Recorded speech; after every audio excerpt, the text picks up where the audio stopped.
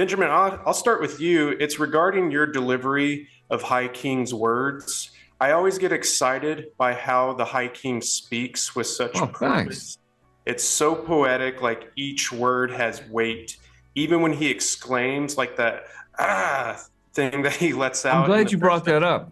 I don't know if it was subtitled properly, but he's saying an Elvish word. It's an Elvish swear, actually, which is grach, which means, a nice way to say it is like rats.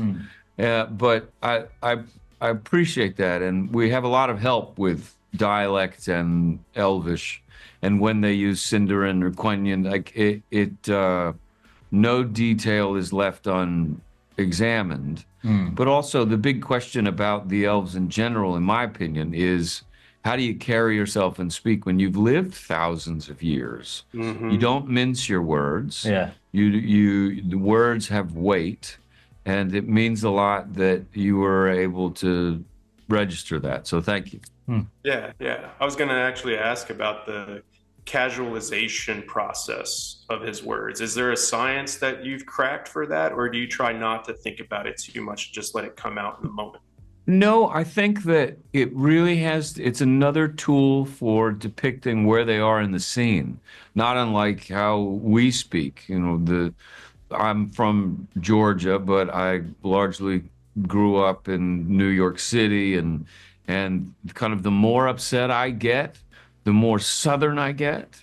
The kind of sophistication of language decays as you lose a grip on a circumstance. When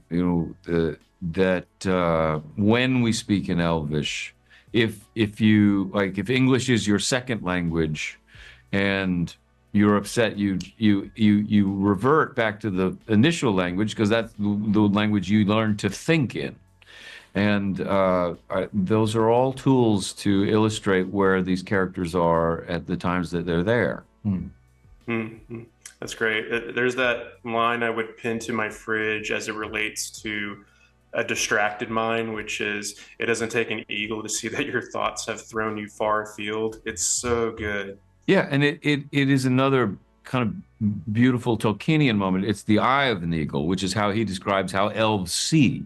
He's being ironic, is that we have this superpower to see, and yet you seem distracted. This is a really bad sign.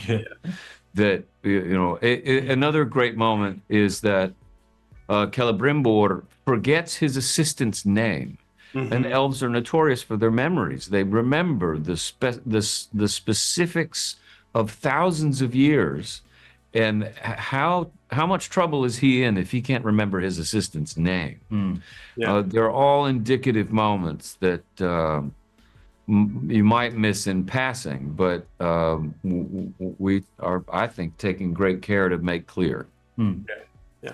And Robert, I very much gravitate towards your character Elrond, and how he's not afraid to challenge others and their thinking, so much so that he'd jump off a cliff for it. How would you say your character's thinking and belief system has impacted you the most across this series? Oh, wow. I don't know. You start jumping off of ledges and I'm going to worry, all right? I think playing him is a huge honor. And I really feel the responsibility of playing him. But I would say that I read more, definitely, since playing and discovering Tolkien and playing Elrond and stuff like that. And mostly I spend my time when I'm thinking about Elrond, thinking about trying to protect certain law beats or things that are really important to me. You become a lot more militant since you started playing this part. Because there's so much that I feel really passionate about. And, if I had my way, it would all happen as he wrote it. But sometimes that's not possible, or sometimes it's the spirit of something, And so Ben talks about this all the time. If you cling too tightly onto something, you can lose perspective, can't you, Well, what's the line? When seeking to blow out a fire may also cause it to spread, right? Yeah, what is that? That's you, isn't it? Yeah. You're quoting yourself there. Well, yeah. I got the best stuff, man. He sounds comfortable. I have an eagle. It doesn't take an eye of an eagle to see it here. Listen, we can all see it. Alex, I wanted to ask about the art of balancing the grand scope with the intimacy of everything when it comes to the framing and the movement of the camera. There are absolutely beautiful shots like the flybys over the land or Ben Daniels as Cerdon sitting on the hillside at sunset. And then there are intimate moments where the camera kind of matches the thinking and emotions of the characters. Just curious about the balance of that, as well as the calculated design versus the intuitive nature of the visual language. Sure. Well, I think it starts on the page and with the script, and Charlotte and I break down every scene, every shot. We really think about the perspective of the scene, and it always starts there and kind of builds outward from that. So, I think a lot of the camera positioning and a lot of the camera moves, we both come from a place of story first, where we're not doing a big sweeping camera move just for the move's sake, right? It's always from a place of revealing something or adding something in the story. And so that's kind of where we begin. And then on the day, we react to what's happening in front of us. So we kind of internalize those storyboards and those shot lists that we make, and we react to the actors. We rehearse. We had the luxury on this show to rehearse ahead of time many times in the sets. So I got to have a feeling for where they would be. I could kind of help, guide some of the action if I needed it to be a certain place for lighting. And it was a real collaboration between Charlotte, myself, the actors, and everyone else.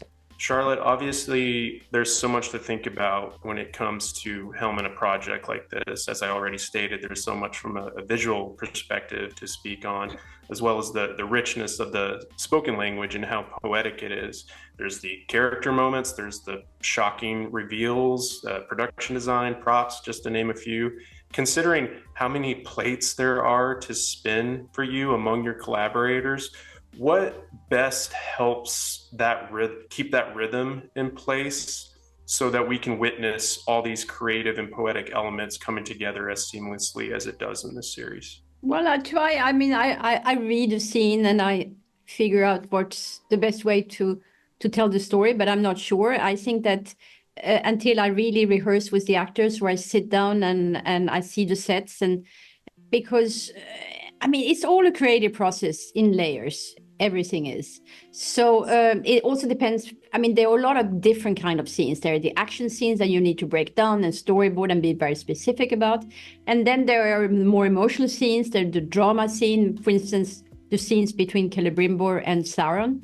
Those are rehearsed, and I sort of plan of how to shoot them once they're rehearsed, because I work out the scenes with the actors first. So there's a different process depending on what scenes and what I'm doing. But it all comes down to one thing, is to prepare, to really know what you want to do on the day. And I always realize that the more I'm prepared, the more actually I can improvise and come up with new stuff if it doesn't work. But I always have that preparation. So I really know what I'm shooting. I know my scenes really well, and I've done my homework before I get to set. And on a show like this one, there is no way around it, because you can't come in and improvise. That makes sense. I know I'll cut you loose on asking about what is the aspect of the great work that the person sitting next to you brings to this that you are most proud of. So Alex, what is something that Charlotte has brought that you are very proud of her for, and then vice versa with Charlotte, with Alex? I think, I think everyone who works with Charlotte would say that she's a generous filmmaker, collaborator. She really brings out the best in everybody. Myself, I total joy to work with Charlotte. I've got to work with her now. I have the pleasure to work with her for almost 240 shoot days over the course of these 2 seasons. I know the actors love Charlotte because she is very decisive, but also very open to kind of whoever has the best idea. There's no ego. And so I think every scene that is on the page, Charlotte brings an extra layer of thoughtfulness of, what is the reason for what's happening in this scene. It's not just what's on the page. So yeah, I mean, she's a dream collaborator for me. She is. Yeah.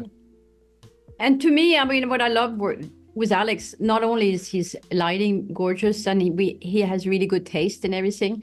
So I mean, we do like the same things, and we are on the same wavelengths, and we feel the same thing when we watch the work of a camera operator. We know if it's in rhythm or out of rhythm, and we feel exactly the same thing.